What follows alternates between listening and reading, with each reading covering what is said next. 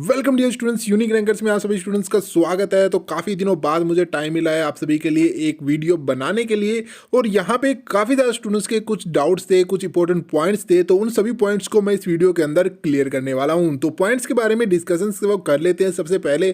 तो जहाँ पे काफ़ी ज़्यादा स्टूडेंट्स कह रहे थे जो एग्ज़ाम पैटर्न है वो किस तरीके से, मतलब क्या क्या चेंजेस किए गए हैं, उसके बाद जो एग्ज़ाम शेड्यूल है वो, और जो हमारे परसेंटाइल स्कोर है वो होने वाले हैं किस तरीके से। मतलब जो अगर हम फेस 1 का जो पेपर देने वाले हैं, मतलब सेशन 1 का पेपर देंगे, उससे अच्छा क्या रहेगा, मतलब कौन सा सेशन है जो बेस्ट रहने वाला है सभी स्टूडेंट्स के लिए, तो उसके रिगार्डिंग सारे डाउट्स है वो क्लियर है वो करने वाला हूं मैं इस वीडियो के अंदर। तो वीडियो को शुरू करते हैं। इससे पहले अगर किसी ने अभी तक हमारे चैनल को सब्सक्राइब नहीं किया है तो जल्दी जाइए और चैनल को सब्सक्राइब कर लीजिए। आपको सारे सॉल्यूशंस है वो हमारे चैनल पे ऑलरेडी मिल जाएंगे। उसके अलावा अगर आपके और भी कोई एक्स्ट्रा प्रॉब्लम्स है तो आप मुझे कमेंट्स बॉक्स में बता सकते हो, उनके रिगार्डिंग भी हम आने वाली वीडियोज़ के अंदर डिस्कशन से वो करेंगे।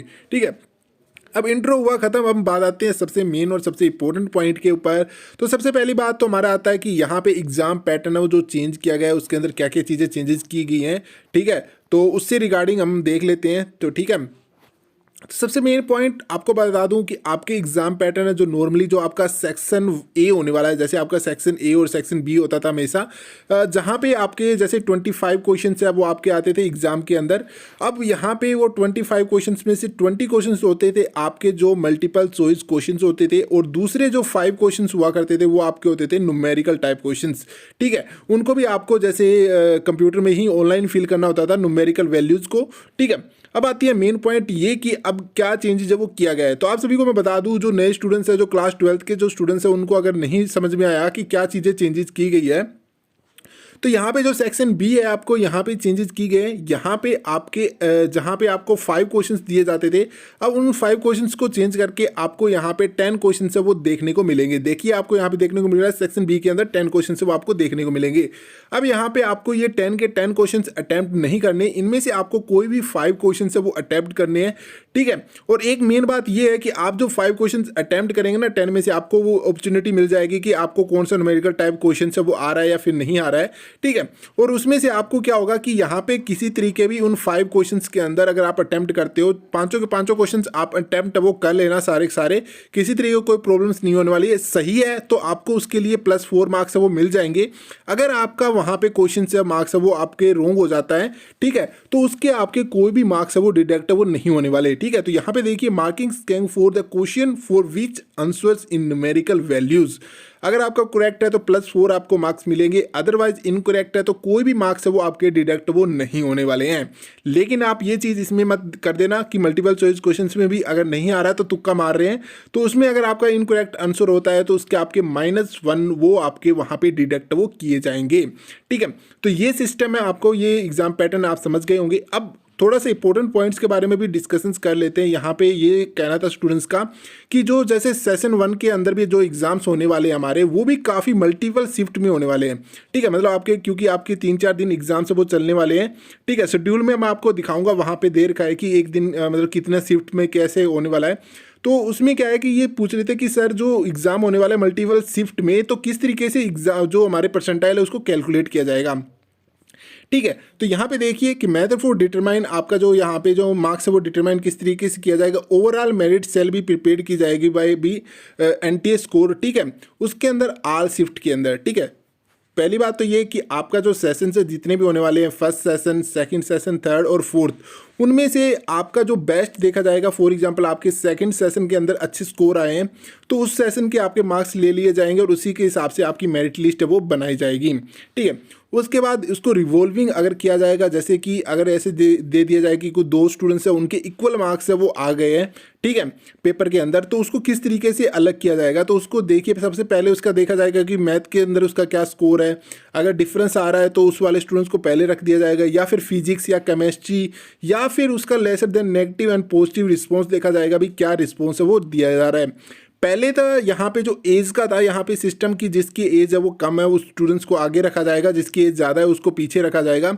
लेकिन अब इसको चेंज करके यहाँ पे कर दिया गया है lesser ratio of the negative to positive response, मतलब उसने कितने क्वेश्चन है वो गलत किए हैं, कितने क्वेश्चन उसने सही किए हैं, उसके हिसाब से यहाँ पे रिस्पॉन्स है उसका देखा जाएगा।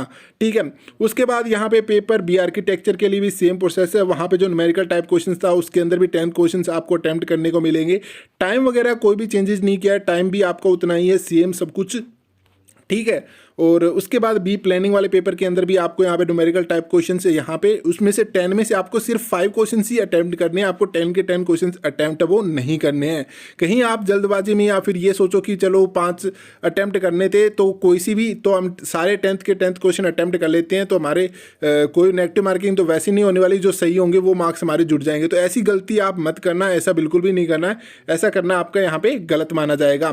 ठीक है, उसके बाद अगर हम बात करें यहाँ पे जो आपका टाइम शेड्यूल है उससे रिगार्डिंग भी मैं आपको कुछ इंपॉर्टेंट पॉइंट्स है वो बता देता हूँ। ठीक है, फर्स्ट ऑफ ऑल यहाँ पे डेट्स ऑफ एग्जामिनेशंस आप देख सकते हो। सेशन 1 है वो आपका, जैसे अब यहाँ पे आप समझिए बात को, सेशन 1 यहाँ पे 23, 24 एंड 25 एंड 26। ठीक है, तो यहाँ पे आपके 4 दिन है वो एग्जाम चलने वाले हैं, लगातार आपके एग्जाम चलेंगे। और यहाँ पे एक बात और, यहाँ पे देखिए, यहाँ पे नीचे आपको देखने को मिलेगा जो टाइमिंग ऑफ एग्जाम्स रहने वाली है। यहाँ पे शिफ्ट 1 एंड शिफ्ट 2, मतलब first shift and second shift होने वाली है। यहाँ पे जो फर्स्ट शिफ्ट का टाइम दिया हुआ है, सेकंड शिफ्ट का टाइम दिया हुआ है, मतलब आप ये चीज़ समझ सकते हो कि जो 23 है, 23 फेब है, उसको भी आपके 2 एग्जाम होने वाले हैं, एक मॉर्निंग और इवनिंग, आपके नहीं मतलब 2 शिफ्ट होने वाली है। इसी तरीके से 24 को होगा, इसी तरीके से 25 को, इसी तरीके से 26 को। ठीक है, वैसे 23 को वो जो बी आर्किटेक्चर बी प्लानिंग वाले स्टूडेंट्स के एग्जाम्स होते हैं। ठीक है, उसके बाद जो 24 से आपके जो बीटेक वाले स्टूडेंट्स होते हैं उनके लिए एग्जाम्स है वो स्टार्ट किए जाते हैं। ठीक है, इसी तरीके से आपके सेशन से उनको डिवाइड किया गया है। ठीक है, उसके अलावा एक बात जो मेन आती है कि आपके जो परसेंटाइल, जो आपका जो स्कोर बेस किस तरीके से कैलकुलेट किया जाएगा इस चीज़ को। ठीक है, फॉर एग्जाम्पल आपके सेशन 1 के अंदर, मतलब सेशन 1 आपका एग्ज़ाम आया और उसमें आपने स्कोर कर दिया, जैसे आपका अगर 250 आपने स्कोर किया, सेशन 2 भी आपने अटैम्प्ट किया तो उसके अंदर आपने 240 स्कोर कर दिया। ठीक है, इसी तरीके से अगर हम बात करें सेशन 4 के अंदर आपने 252 अपने मार्क्स स्कोर कर लिया तो आपके जो मेरिट लिस्ट बनेगी वो इस वाले सेशन के हिसाब से बनेगी। ठीक है, पिछले वाले जो भी मार्क्स होंगे उनको किसी तरीके से कोई भी इफेक्ट वो उस पर नहीं पड़ेगा, बस आपका जो देखा जाएगा, जो मेन पोर्शन है वो देखा जाएगा, इसी के बेस पे देखा जाएगा कि आपके सेशन 4 में हाईएस्ट स्कोर है तो उसी के हिसाब से आपकी मेरिट लिस्ट है वो डिसाइड की जाएगी। ठीक है, इसी तरीके से सभी स्टूडेंट्स के साथ होगा और यहाँ पे जो आपके परसेंटाइल स्कोर किए जाएंगे वो आपका सारा मतलब इजीली प्रोसेस होगा, इतना कॉम्प्लिकेशन प्रोसेस नहीं है। तो आप अगर चाहते हो कि मेरे को परसेंटाइल प्रोसेस वो किस तरीके से कैलकुलेट किया जाए, हमारी परसेंटाइल किस तरीके से कैलकुलेट होगी, ठीक है, तो उस चीज़ के लिए मैं रिगार्डिंग एक अलग सी वीडियो बना दूंगा, सेपरेट वीडियो उसके लिए मैं बना दूंगा ताकि आपको सारे डाउट्स है उससे रिगार्डिंग क्लियर हो जाएँ। फिलहाल मुझे लगता है कि आई होप आप सभी के यहाँ पे सारे डाउट्स है वो क्लियर हो गए हैं। ठीक है, और एक बात और आपको बता दूं कि काफ़ी ज़्यादा स्टूडेंट्स ये पूछ रहे थे कि जो कितनी परसेंटाइल पे हमें एक अच्छा कॉलेज या फिर एनआईटी वो मिल सकती है, तो मैं अगर आपको बताऊं कि 98+ अगर आपके स्कोर होते हैं तो आप बिल्कुल सेफ हैं, आपको एक बेस्ट एनआईटी और बेस्ट अच्छा कॉलेज वो मिल जाएगा, बेस्ट अच्छी ब्रांच भी मिल जाएगी। ठीक है, तो एक आपको ये सिस्टम रखना होगा कि अगर आप एक टारगेट लेके चल रहे हो तो 98+ का आप टारगेट लेके चले। और यहाँ पे काफ़ी ज़्यादा स्टूडेंट्स ये पूछ रहे थे कि सर सेशन 1 हमारे लिए बेस्ट रहने वाला है या सेशन 2, तो यहाँ पे मैं बता दूँ कि जो स्टूडेंट्स ड्रॉपर है, ठीक है, जो स्टूडेंट ड्रॉपर है उनके लिए सेशन 1 है वो बेस्ट रहने वाला है, क्योंकि यहाँ पे जो क्लास 12 वाले स्टूडेंट्स होंगे उनको यहाँ पे ये सिस्टम है वो थोड़ा कम समझ में आता है कि फर्स्ट अटैम्प्ट है वो किस तरीके से हम देने वाले एग्जाम, तो इस चीज़ का उनको थोड़ा डर रहता है। तो इसलिए जो ड्रॉपर स्टूडेंट्स हैं उनके लिए फर्स्ट सेशन है वो बेस्ट सेशन रहने वाला है। बाकी सेशन भी उनके अंदर क्लास 12 वाले स्टूडेंट्स हैं उनको प्रैक्टिस हो जाएगी भी किस तरीके से एग्जाम्स देते हैं, तो वो भी कंपटीशन में थोड़ा हाई लेवल पे आ जाएंगे। बाकी हम इस चीज़ को हम बिल्कुल ही गलत भी कह सकते हैं, क्योंकि अभी क्या है आपको मॉक टेस्ट मिल जाते हैं, तो वहाँ पे जो मैक्सिमम स्टूडेंट्स होते हैं वो मॉक टेस्ट है वो ऑलरेडी लगा के आते हैं, तो उनको पहले प्रैक्टिस रहती है और फिर वो एग्ज़ाम के अंदर वैसा ही परफॉर्मेंस उनको देखने को मिलती है, तो एग्ज़ाम भी वो अच्छी तरीके से अटैम्प्ट वो कर लेते हैं। तो इसी तरीके से अगर हम बात करें तो आपको सारे सेशन से वो इंपॉर्टेंट है, ऐसे नहीं कह सकते भी कोई भी कौन सा सेशन है जो हमारे लिए बेस्ट होने वाला है, ऐसा बिल्कुल भी नहीं है।